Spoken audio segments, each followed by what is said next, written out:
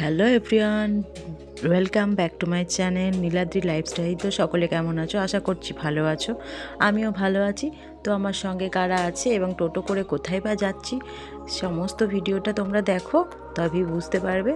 তো আজকে আমি এসেছি আমার বোনের বাড়িতে। তো বোনের বাড়ি থেকে যাব একটা সতীপীঠ মন্দিরের উদ্দেশ্যে। তো ওটা কাটোয়ার যারা থাকো তারা নিশ্চয়ই ওই জায়গাটাকে চিনবে। অট্টহার সতীপীঠ 51 সতীপীঠের মধ্যে অন্যতম। তো আমরা দেখো কাছেই পৌঁছে গেছি সতীপীঠের কাছে। তো এটা পূর্ব বর্ধমান জেলার কেতুগ্রাম থানার অন্তর্গত নিরল গ্রাম পঞ্চায়েতের দক্ষিণডিহি গ্রামের উত্তর বাহিনী নদী ঈশানীর তীরে প্রায় 27 বিঘা ঘন জঙ্গলের মধ্যে এই সতীপীঠটি অবস্থিত। ধার্মিকদের জন্য তো এটা দৃষ্টান্তমূলক স্থান বটেই, ধর্ম না হলেও ক্ষতি নেই। গাছে গাছে প্রজাপতি, ফড়িংয়ের, হরেক রকম পাখি ও শিয়ালের ডাক আপনাকে মন ভালো করবে। তো দিনের বেলা সেভাবে আমরা শিয়াল দেখতে পাইনি। অনেকের মুখে শুনেছি রাতের দিকে নাকি এখানে অনেক শিয়াল আসে। তো যাই হোক, আমরা টোটো থেকে নেমে পড়েছি। তো এবার আমরা মন্দিরের ভেতরে প্রবেশ করব। তো বড় গেট দিয়ে আমরা ভেতর দিকে প্রবেশ করছি। তোমরা দুদিকে দেখতেই পাচ্ছ যে প্রচুর সবুজ গাছগাছালিতে ভরা। তো এটা একটা টয়লেট আছে সামনে। তারপরে দেখো রাস্তা দিয়ে আমরা হেঁটে যাচ্ছি। তো আমার সঙ্গে আছে আমার হাজব্যান্ড, আমার ছেলে, আর বোনের মেয়ে, আর বোনের শাশুড়ি। এবার আমরা হেঁটে হেঁটে ভেতর দিকে প্রবেশ করছি। তো দুদিকের প্রকৃতি সত্যি, আমার তো সবুজ প্রকৃতি ভীষণ ভালো লাগে। দেখো একটা গাছের মধ্যে একটা কাক বসে আছে। তো আমি যেহেতু মোবাইলটা ঘুরিয়েছি, তো অমনি কাকটা পালিয়ে গেল। তো আমার ছেলে আবার টোটোয় আস্তে আস্তে ঘুমিয়ে পড়েছে। তোর বাবা ওকে নিয়ে যাচ্ছে কোলে করে, আর আমি এখানে ভিডিও করতে করতে যাচ্ছি। তো তোমরা চারিদিকটা একটু দেখো। তোমরা যারা বেড়াতে যেতে চাও তো এখানে কিন্তু ঘুরে আসতে পারো। এখানে কিন্তু থাকার ব্যবস্থাও আছে। আমার তো ভীষণ ভালো লেগেছে। গরমের দিনে তো সত্যিই জায়গাটা অসাধারণ। চারিদিকে গাছে ভর্তি, প্রচণ্ড ঠান্ডা। শীতের দিনে তো প্রচণ্ড ঠান্ডা লাগবেই। যদি আপনি চারিদিকের কোলাহলে হাঁপিয়ে উঠে থাকেন, তো একটু শান্তি পেতে এখানে আসতেই পারেন। অট্টহার সতীপীঠ নিয়ে পৌরাণিক নাকি অনেক কাহিনী আছে। সত্য যুগে দক্ষ যজ্ঞে সতীর শিবনিন্দা সহ্য করতে না পারে দেহত্যাগ করে। এরপর মহাদেব বীরভদ্রকে পাঠান দক্ষকে বধ করতে। সতীর দেহ নিয়ে শুরু করেন তাণ্ডব নৃত্য। ফলে বিষ্ণু সুদর্শন চক্র দিয়ে সতীর দেহ বিভিন্ন ভাগে খণ্ডিত করেন। সেই অংশগুলোই সতীপীঠ। এগুলো তীর্থে পরিণত হয়েছে। এখানে দেবীর অর্ধ উষ্ট অর্থাৎ নিচের ঠোঁট পতিত হয়েছে। এরপর অনেক বছর কেটে যায়, এই স্থান জঙ্গলে পরিণত হয়। তখন এই স্থানের নাম ছিল কুলরামপুর। পরবর্তী এই গ্রামের নাম দক্ষিণডিহি হয়। কিছু কৃষক জমিতে চাষ করছিল, তো তারা মাঠে চাষাবাদ করত আর কাছাকাছি তারা বাস করত। ঈশানী নদীর ধারে অবস্থিত এই স্থানটি ছিল ঘন জঙ্গলে ঢাকা। দিনের বেলাতে কেউ এখানে প্রবেশ করতে পারত না। একদিন কৃষকরা চাষ করতে গিয়ে এক সাধু বাবাকে জঙ্গলে ধ্যানমগ্ন দেখতে পায়। তাছাড়া কৌতূহলী হয়ে দলবদ্ধভাবে তারা তার কাছে যায় এবং তাকে প্রণাম করে। সাধু বাবা ওখানে যজ্ঞ করেন এবং যজ্ঞ শেষে তিনি যজ্ঞস্থানে একটি ত্রিশূল পুঁতে দিয়ে অদৃশ্য হয়ে যান। চলে যাবার আগে তিনি বলেন এটি একটি সতীপীঠ।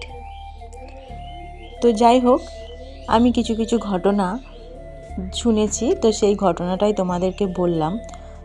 তো এখানে দেখো একটা শিবের মূর্তি আছে। তো আমি এই নিয়ে দুবার এখানে গিয়েছিলাম আর কি এই মন্দির দর্শন করতে। তো আমার ভীষণ ভালো লেগেছে। আর এবার এসেছি, আমার ছেলের পুজো দেওয়া আছে, সেই জন্য আরও আসা হয়েছে। তো এখানেই দেখো মাঠেতেই নিজেদের জমিতেই আদা চাষ করেছে। তো সেই আদাগুলোকে তুলে রোদে দিয়েছে। তো চলো এবার আমরা ভেতর দিকে যাচ্ছি। এটা হচ্ছে নাট মন্দির। তো এখানে সবাই বসে আছে। পুজো দেওয়ার শেষে এখানে সবাই রেস্ট নেয়, বসে থাকে। তো দুপুরবেলা কিন্তু এখানে ভোগ খাওয়ানোরও ব্যবস্থা আছে।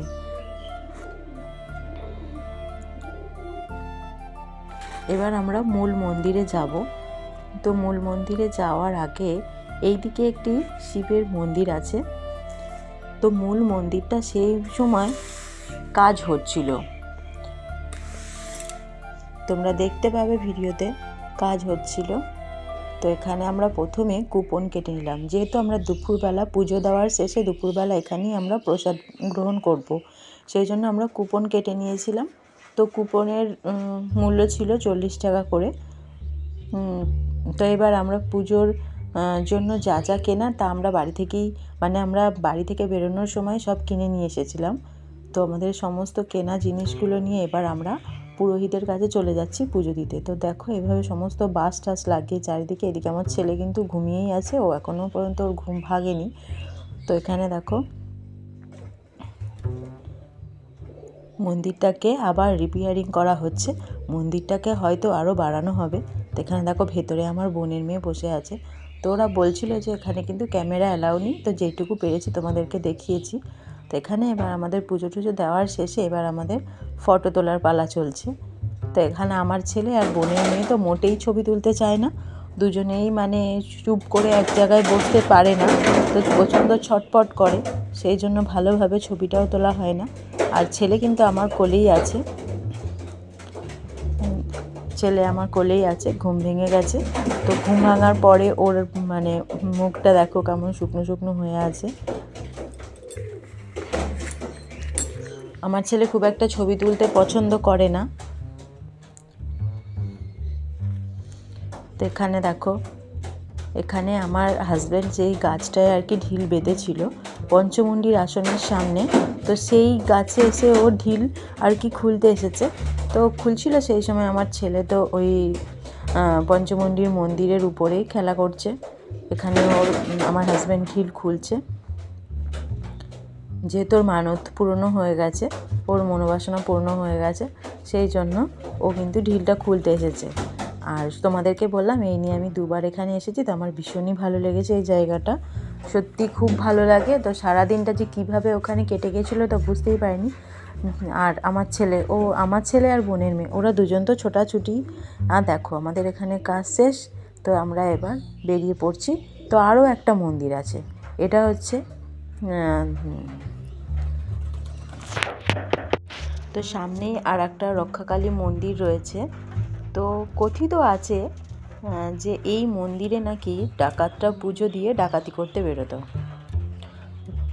তো এখনও কিন্তু সেইভাবেই এই ভেতরটা কিন্তু ঘন জঙ্গলেই ভর্তি আছে, তবে রাতের দিকে কিন্তু এখানে কিন্তু ভয়ই লাগবে, আর দিনের বেলা খুবই ভালো লাগবে।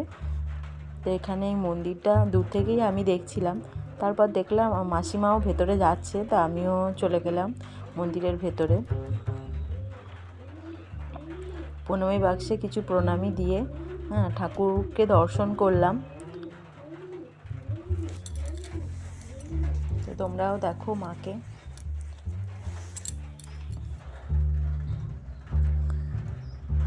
তো এখানে মাকে দেখার পর দুপুরের আমাদের খাওয়া দাওয়া শেষ, তো সেই ভিডিওটা তোমাদেরকে দেখাতে পারিনি। তো খাওয়া দাওয়ার শেষে আমরা একটু রেস্ট নিচ্ছিলাম এই নাট মন্দিরটাতে। তো এখানে আমার ছেলে আর বোনের মেয়ে দুজনেই খুব দুষ্টুমি করছে, ছোটাছুটি করছে। আর বোনের মেয়েকে ও ঘুম পাড়িয়ে দেবে একটু পরেই, কিন্তু আমার ছেলে ঘুমোবে না, যেহেতু এটা তো বাড়ির মতো পরিস্থিতি নেই, শোবার জায়গাও সেরকমভাবে নেই, ও কোলে সেভাবে ঘুমোয়ও না। তো ওখানে বিভিন্ন মানুষের কাছে যাচ্ছে, গিয়ে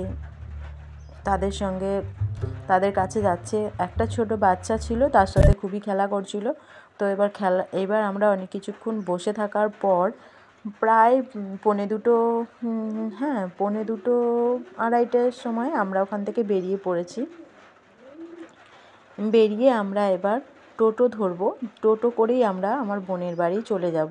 তো আমার বোনের বাড়ি থেকে মন্দিরটার দূরত্ব খুব বেশি নয়, টোটো করে যাওয়া যায়। তা আমার বোন যখন বলছে যে আমাকেও ছবিতে দেখাস যেন, আমি তো বললাম যে হ্যাঁ অবশ্যই তোকে দেখাবো, তোর মেয়েকেও দেখাবো, সবাইকেই দেখাবো। তো চলো, তোমাদের কেমন লাগলো এই মন্দিরটা অবশ্যই কমেন্টে জানিও। আর সত্যিই খুব ভালো, এই সময় যে পিকনিকের সময় এখানে তোমরা যেতেই পারো। এখানে ভীষণই সুন্দর জায়গা, প্রাকৃতিক পরিবেশও খুব সুন্দর। যারা হয়তো সবুজ প্রকৃতিকে ভালোবাসো তাদের কাছে তো জায়গাটা খুবই ভালো লাগবে, ধার্মিকদের কাছেও খুবই ভালো লাগবে। তো সামনে যে বড় স্ট্যাচুটা তোমরা দেখতে পাচ্ছ, সেটা কিন্তু এই বাসটাও কিন্তু যাবে। তো এই বাসটা ছাড়তে অনেকক্ষণ অনেক সময় নেবে। তো আমরা ভাবলাম এতক্ষণ দাঁড়িয়ে থেকে লাভ নেই, সেই জন্য আমরা টোটোর জন্য দাঁড়িয়েছিলাম। তো আমরা দাঁড়িয়ে থাকার পর আর সেদিন একটা ঘটনা হয়েছিল।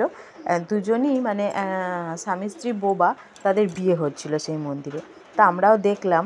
তো ওখানে বিয়ে ঠিক হওয়ার পর সামনেই ওদের আর কি খাওয়া দাওয়া সব চলছিল, সামনেই দেখো ওরা খাওয়া দাওয়া করছে। তো দেখো, ভিডিওটা ভালো লাগলে অবশ্যই লাইক, কমেন্ট এবং শেয়ার করে দিও।